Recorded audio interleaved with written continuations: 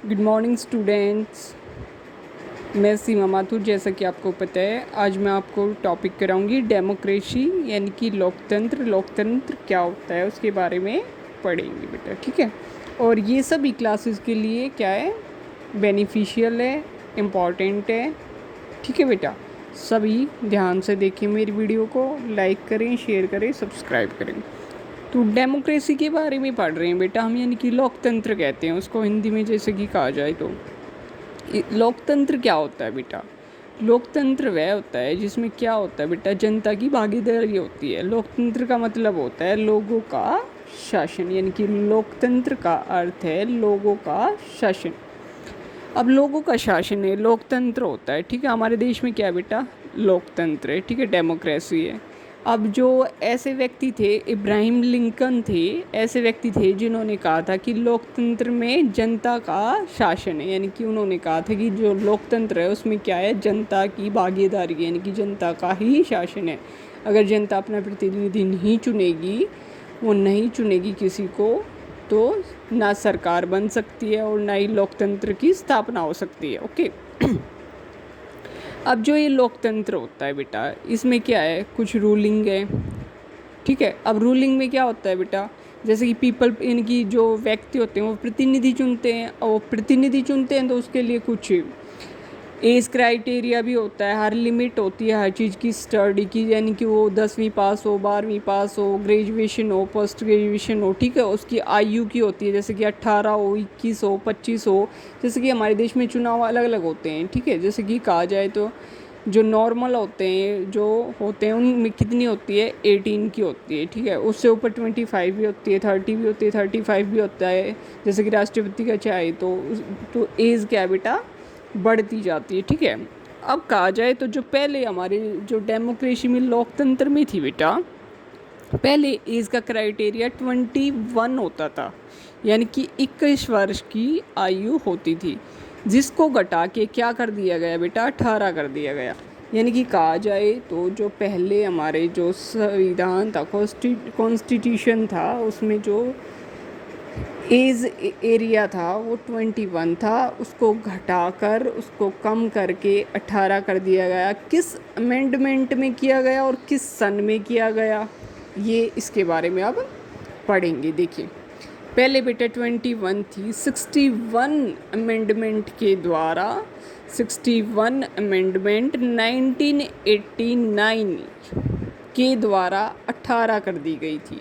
यानी कि 1988 तक क्या एज चलती थी, 21, और 1989 में कितनी हो गई, 18 कर दी गई। इसको घटा के कितना कर दिया गया बेटा, 18 वर्ष कर दिया गया।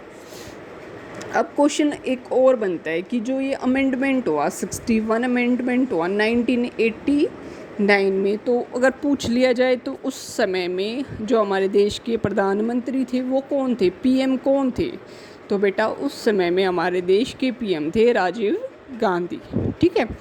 उस समय में कौन थे, राजीव गांधी हमारे देश के प्राइम मिनिस्टर थे। उससे आगे और थोड़ा सा बढ़ते हैं बेटा, अभी इसी में डेमोक्रेसी में, यानी कि लोकतंत्र में ही कहा जा सकता है कि एक एज होती है, ठीक है। एक होता है सार्वभौमिक वयस्क मताधिकार। सार्वभौमिक वयस्क मताधिकार क्या होता है बेटा, जो व्यक्ति 18 वर्ष की आयु प्राप्त कर लेता है उसको क्या, अपना मतदान देने का अधिकार, अपना वोट देने का अधिकार है, ठीक है बेटा, ये होता है। अब ये सबसे पहले कहाँ पे चलाया गया था, कहाँ पे लागू किया गया था, किस देश ने किया था और किस सन में किया गया था, ये देखिए बेटा। सार्वभौमिक वयस्क मताधिकार 1893 में न्यूजीलैंड ने दिया था। किसके द्वारा दिया गया था, ये है, यह मत किसके द्वारा दिया गया है, न्यूजीलैंड के द्वारा सबसे पहले उन्होंने दिया था, ठीक है। फिर आगे पहले क्या था, जो वुमेन थी वो वोटिंग नहीं कर सकती थी, ठीक है। उस प्रक्रिया में भी थोड़ा बदलाव किया गया। उसके लिए क्या हुआ, यूनिवर्सल सफ्रेज किया गया, यानी कि राइट टू वोट की प्रक्रिया अपनाई गई। उसमें क्या हुआ बेटा, उसमें अब आगे देखते हैं। फिर 1920 में क्या हुआ, यूएसए ने किया, किसका किया, वुमेन का किया इन्होंने।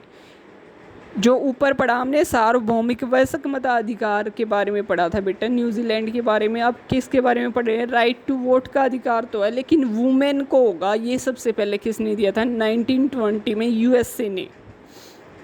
सेकंड नंबर पे दिया था बेटा 1928 में इंग्लैंड ने, कि वुमेन को क्या है, वोटिंग का राइट है, वो अपना मतदान जो उसका अधिकार है वो करेगी। उसके बाद फिर रशियन में क्या हुआ था? 1917 में हुआ था, उसमें भी उन्होंने क्या किया, वुमेन को अधिकार दिया गया।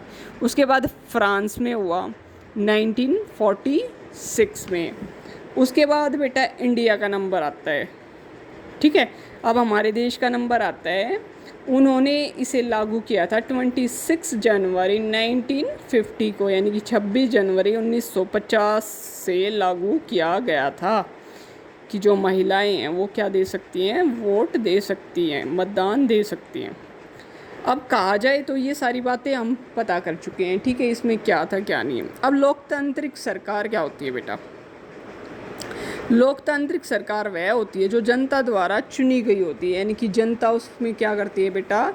अपना पूर्ण समर्थन देकर अपनी मर्जी से, ठीक है, उनको चुनती है, उनको अधिकार दिलाती है कि वो क्या करें, उनके लिए कार्य करें, ठीक है, उनके हित में करें, उनके जो समस्याएं उनका निदान करें, वो सब। अब लोकतंत्र होता है बेटा, लोकतंत्र वही है, मतलब कहा जाए तो। अब लोकतंत्र के बारे में थोड़ा सा और पढ़ा जाए तो लोकतंत्र में अगर कोई भी व्यक्ति है, ठीक है, अगर एक ही व्यक्ति को हम बार बार चुनते रहेंगे तो वो शायद हमारे हित में कार्य न करे।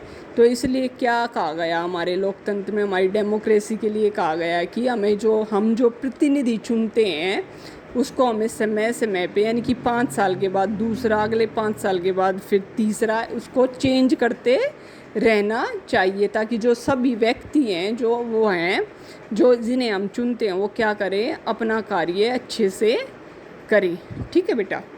तो ये था तो छोटी सी क्लास में मैंने पढ़ाया आपको लोकतंत्र। जो अगली क्लास होगी वो होगी आपकी कॉन्स्टिट्यूशन की, संविधान के बारे में मैं आपको कराऊंगी। तो ये आज डेमोक्रेसी का टॉपिक हमारा फिनिश होता है यहाँ पे। ये जो डेमोक्रेसी का मैंने टॉपिक कराया ये 6th क्लास से लेके 12th क्लास तक सभी बच्चे इस वीडियो को देख सकते हैं, सभी के लिए लाभदायक है। और इसको लाइक, सब्सक्राइब एंड शेयर करें सभी बच्चे। Thank you class.